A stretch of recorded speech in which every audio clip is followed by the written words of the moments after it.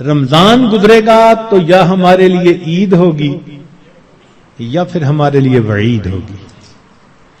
جن کی بخشش ہو گئی ان کے لیے تو عید ہوگی، خوشی کا دن، اور جن کی بخشش نہ ہوئی پھر ان کے لیے وعید ہوگی.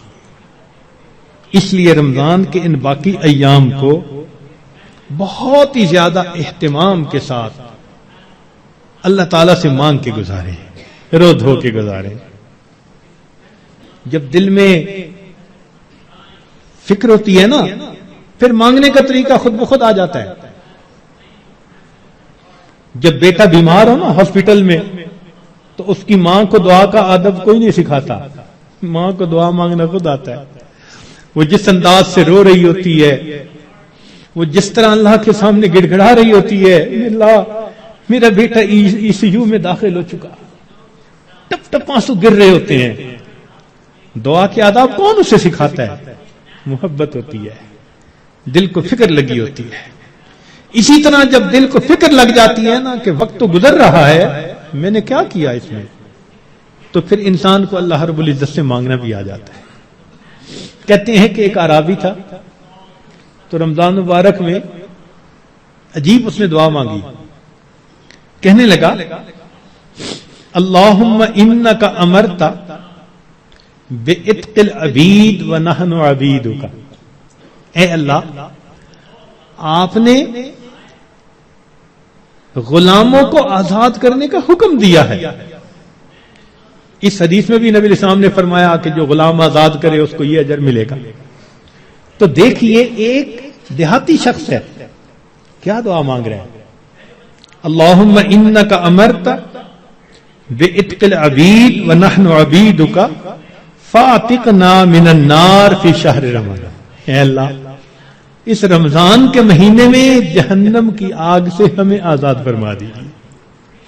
اللہ اکبر کبیرہ. اور واقعی بات ایسی ہے. اس لیے کسی نے کیا عجیب بات کہی، ان الملوک اذا شابت عبیدہم. بادشاہ لوگ جو ہوتے ہیں نا، جب ان کی خدمت کرتے کرتے ان کا غلام بوڑھا ہو جاتا ہے نا، وہ پھر اس کو آزاد کر دیتے ہیں، آزاد بندوں کی طرح آزاد بنا دیتے ہیں. عمر گزار دی اس نے خدمت کرتے کرتے. بادشاہ بڑھاپے میں اس کو غلام نہیں رکھتے، یہ دستور ہوتا ہے بادشاہوں کا.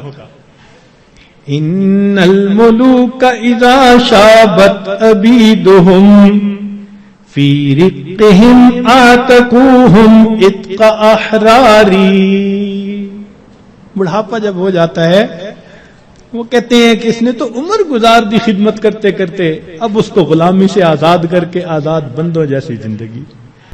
وَأَنْتَ يَا سَيِّدِي أَوْلَى بِذَاكَ رَمَا. اے سید، اے میرے سردار، اے میرے آقا، آپ تو اس بات کے زیادہ حقدار ہیں. ہم نے بھی تو کلمہ پڑھتے پڑھتے بال سفید کر لیے نا، دل سفید نہ کر سکے، بال تو سفید کر بیٹھے. کلمہ پڑھتے پڑھتے بوڑھے تو ہو ہی گئے. اے کریم، تو مہربانی فرما، رمضان کے اس مہینے میں اللہ ہمیں جہنم کی آگ سے آزاد فرما. ہمارے پاس کوئی عمل اور نہیں جو اللہ کے حضور پیش کر سکے. عبداللہ ابن مبارک رحمت اللہ علیہ کی بات یاد آتی ہے کہ موت کے وقت اپنے رخسار کو زمین پر رگڑنے لگ گئے اور دعا مانگنے لگے، اللہ عبداللہ کے بڑھاپے پر رحم فرما. یہ نہیں کہا کہ میں محدث ہوں، یہ نہیں کہا میں نے ہزاروں کو حدیث کا علم پڑھایا، یہ نہیں کہا اتنے لوگوں کو ہدایت ملی، کوئی عمل اپنا اللہ کے حضور پیش نہیں کیا. وہ جانتے تھے اللہ کی عظمت کو، وہ پہچانتے تھے. صرف ایک بات کہی، اے اللہ عبداللہ کے بڑھاپے پر رحم فرما دے.